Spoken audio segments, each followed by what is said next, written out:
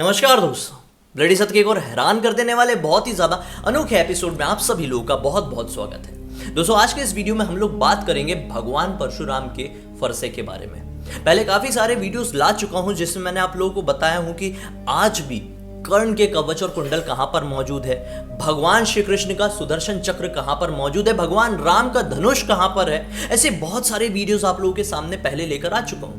तो उन्हीं सारे टॉपिक से मिलता जुलता आज का ये टॉपिक है कि भगवान परशुराम का फरसा जो था, आप लोग बहुत अच्छे से जानते होंगे इसके बारे में, वो आज के टाइम पर पृथ्वी में कहां पर मौजूद है और उसे कोई भी अगर हासिल करने की कोशिश करता है तो उसके साथ क्या होता है। इस वीडियो को अंत तक जरूर देखिए, बहुत ही अच्छी जानकारी और साथ ही साथ मनोरंजन मिलेगा, ये मेरा आप लोगों से प्रॉमिस है। दोस्तों, आगे बढ़ने से पहले हम सबसे पहले जानेंगे भगवान परशुराम के बारे में। भगवान परशुराम भगवान विष्णु के छठे अवतार थे और ये बहुत ही ज्यादा शक्तिशाली थे। भगवान परशुराम भगवान शिव के बहुत बड़े एक मानो शिष्य थे, भक्त थे। उन्होंने भगवान शिव की काफी समय तक तपस्या की और भगवान शिव ने प्रसन्न होकर उन्हें यह फरसा वरदान में दिया था। यह फरसा भी बहुत ज्यादा ताकतवर था। इसी फरसे की मदद से भगवान परशुराम ने 21 बार क्षत्रिय राजाओं को पृथ्वी से खत्म कर दिया था।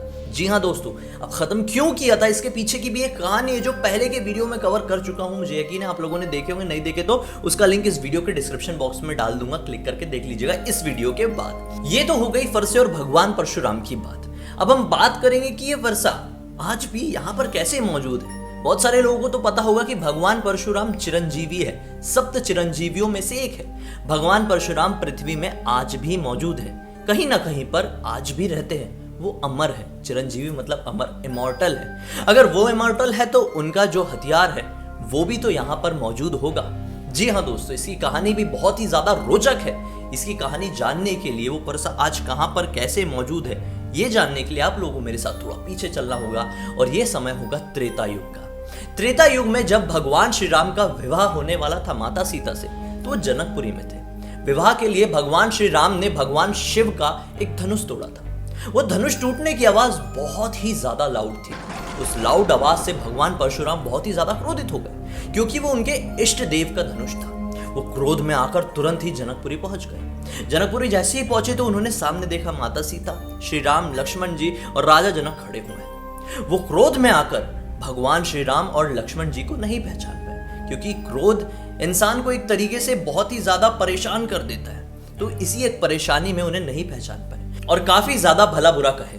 भला बुरा तो कह दिए, लेकिन उन्हें थोड़ी देर बाद पता चला कि भगवान श्री राम कोई और नहीं, भगवान विष्णु के ही एक परम अवतार है। तो उन्हें काफी ज्यादा बुरा लगा और इस बात का पश्चाताप करने के लिए वो जनकपुरी से निकल गए। जनकपुरी से निकलकर वो काफी आगे की एक वन में चले गए। वन में जाकर उन्होंने एक पहाड़ की चढ़ाई की और वो चाहते थे कि एक तपस्या करे, घोर तपस्या करे और अपने जो गलती है उसका पश्चाताप करे। इस तपस्या को करने के लिए उससे पहले भगवान परशुराम को अपना फरसा कहीं पर स्थापित करना था। तो उन्होंने उसी पहाड़ी में एक जगह की खुदाई की और वहां पर अपना फरसा गाड़ दिया और तपस्या करने लगे। काफी समय बीत गया और भगवान परशुराम भी अपनी आगे की चीजों को कंटिन्यू कर दिए। युग बदले, समय बदला और कलयुग आ गया। धीरे धीरे करके आसपास का गांव बसने लगा। फिर कुछ समय बाद लोगों को जो होती है ना एक माउथ पब्लिसिटी, जानकारी जो होती है वो जानकारी फैली। भगवान परशुराम के फरसे के बारे में लोगों को जानकारी हुई। लोग वहां पर गए, उस जगह की खुदाई किए। वो फरसा आज भी वहां पर मौजूद था। वहां पर कोई मंदिर नहीं बना पाया, लेकिन वो फरसा वहां पर मौजूद था। लाखों सालों से वो फरसा वहां पर मौजूद है, लेकिन उस फरसे को, लोहे के फरसे को एक जंग तक नहीं लगी। ये जगह कोई और नहीं बल्कि झारखंड की रांची से ठीक 150 किलोमीटर की दूरी पर मौजूद है। गुमला नाम का जिला, यहां पर एक पहाड़ी है। ये पहाड़ी का जो इलाका है इसे टांगी नाथ कहा जाता है। जी हाँ दोस्तों, टांगी एक फरसे को ही कहा जाता है और इसी फरसे के कारण इस गांव का नाम टांगी नाथ धाम पड़ा है। दूर दूर से लोग इस फरसे के दर्शन के लिए आते हैं। ये तो हो गई इस फरसे की यहाँ पर मौजूद होने की बात। अब आप लोग बोलेंगे, जब लोगों को पता है कि फरसा यहाँ पर मौजूद है तो यहाँ से लोग फरसा ले क्यों नहीं जाते अपने साथ और वो फरसे का कुछ सदुपयोग क्यों नहीं करते हैं? तो इतना ज्यादा आसान नहीं है दोस्तों। ये भगवान परशुराम भगवान विष्णु के छठे अवतार का एक हथियार है। इसे कोई भी मनुष्य, साधारण इंसान उपयोग नहीं कर सकता। दरअसल बहुत सारे लोगों ने हाथ लगाने की कोशिश की है, लेकिन आखिर में उन लोगों का अंजाम क्या होता है? मृत्यु। जी हाँ दोस्तों, आसपास के गांव का और बहुत सारे लोगों का यह मानना है कि इस फरसे के साथ किसी ने भी छेड़छाड़ करने की कोशिश की है तो उसकी जरूर मृत्यु हो जाती है, उसे सजा मिलती है। जी हाँ दोस्तों, दरअसल लोहार समुदाय के लोग थे, काफी समय पहले की बात है। उन्होंने इस फरसे का उपयोग करने की सोची। उन्होंने सोचे कि हमारा जो जाति है वो यही जाति है, तो हम इस फरसे का उपयोग करेंगे। तो क्या है कि उन्होंने इस फरसे को वहां से उठाना चाहे। अब ये फरसा उठ नहीं रहा था क्योंकि ये भगवान, जैसे मैंने आप लोगों को बताया, भगवान का हथियार था, वो उठ नहीं सकता था नॉर्मल इंसानों से। तो उन्होंने सोचे कि हम इस फरसे को तोड़ देते हैं। उन्होंने जैसे तैसे करके इस फरसे को तोड़ दिया, लेकिन टुकड़ों में तोड़ने के बावजूद भी वो फरसे को यहाँ से टस से मस नहीं कर पाए। वहां पर छोड़कर चले गए अपने गांव में, अपने घर में रहने के लिए। बस धीरे धीरे करके सारे समुदाय के लोगों की मृत्यु होने लगी। अब जितने बचे कुचे लोग रहे काफी ज्यादा घबरा गए और उन्होंने डिसाइड कर लिया कि अब हम इस गांव में नहीं रहेंगे। भगवान से उन्होंने अपने किए की माफी मांगे और वहां से चले गए। तब से लेकर आज तक किसी की भी हिम्मत नहीं होती, मतलब उस पर्टिकुलर समुदाय के, उस जनजाति के लोगों की इस गांव के आसपास रहने की।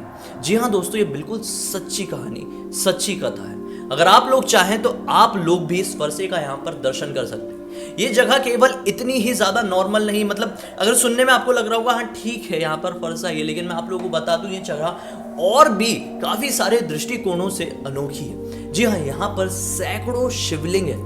सैकड़ों शिवलिंग एक पहाड़ी पर मौजूद होना बहुत ही ज्यादा शौक में डाल देता है। अगर इस बात से भी आप लोगों को हैरानी नहीं हो रही तो मैं आप लोगों को बता दूं, सन 1989 में कुछ पुरातत्व विभाग वाले लोग थे, वो यहाँ पर पहुंचे और सोचे कि इस जगह का मानो इतना पुराना इतिहास है, तो इस जगह की खुदाई की जाएगी तो हमें कुछ बहुत सारी चीजें बरामद होगी। तो जी हाँ दोस्तों, यहाँ पर पुरातत्व विभाग वालों ने खुदाई किए और उन्हें इस खुदाई में बहुत सारे हीरे जेवरात मिले, सोने के मुकुट मिले, हीरे के मुकुट मिले। और जब इनकी जो होती है ना, जो खोजबीन होती है, इनकी जो परख होती है वो की गई, तो पता चला कि ये सोने के जो चीज़ें हैं, जो हीरे की चीज़ें हैं, ये जो आभूषण हैं, ये जो भी चीज़ें हैं, हथियार हैं, ये अभी के नहीं, लाखों साल पुराने हैं। ना जाने क्यों ये खुदाई बीच में ही रुक गई और जितने भी मजदूर थे, जितने भी वहां पर अफसर आए हुए थे, वो वापस लौट गए। कभी किसी को ये जानकारी नहीं हुई कि यहाँ पर जो खुदाई हुई थी वो ऐसी बीच में ही क्यों रुक गई, और अगर खुदाई होती और अगर नीचे तक जाते तो बहुत सारी चीजें मिलती।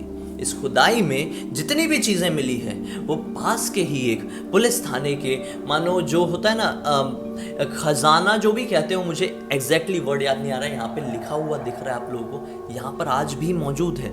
ये पूरी जानकारी मैं इंटरनेट के माध्यम से बहुत सारे आर्टिकल से इकट्ठी करके अपने वीडियो के जरिए आप लोगों तक पहुंचाने की कोशिश किया हूं। अगर आप लोगों को मौका मिले तो इस जगह पर जरूर जाइए, भगवान परशुराम के इस फरसे का दर्शन कीजिए। दोस्तों कमेंट सेक्शन में जरूर बताइए कि आप लोगों को इस जगह के बारे में पता था क्या, आप लोगों ने इस जगह को कभी विजिट किए हैं, मुझे आप लोगों का इंतजार रहेगा। और हाँ, बहुत सारे लोग पूछेंगे कि इस फरसे का यहाँ पर होने का आज भी क्या कारण है, तो उन सारे लोगों के सामने मैं क्लियर कर दूं, जैसा मैंने बताया कि भगवान परशुराम आज भी पृथ्वी में मौजूद हैं और कलयुग के अंत तक, समय चक्र के अंत तक मौजूद ही रहेंगे।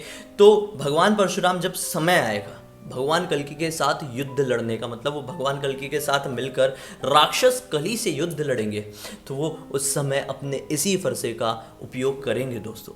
जी हाँ, तो चलिए इसी एक जानकारी के साथ इस वीडियो का अंत करते हैं। अब तक इस वीडियो को देखे हैं तो लाइक जरूर कर देना, चैनल को सब्सक्राइब करके बेल आइकन ताकि ऑल के ऑप्शन में क्लिक करने की इस तरह के हैरान कर देने वाले अनोखी वीडियो आप लोगों के सामने डेली लेके आते रहते हैं। इसका लिंक इस वीडियो के डिस्क्रिप्शन बॉक्स में मिल जाए, क्लिक करके डायरेक्टली वहां पर पहुंच जाएगा। चलिए कल फिर से मिलता हूं, तब तक के लिए बहुत बहुत धन्यवाद। आप लोगों का दिन शुभ।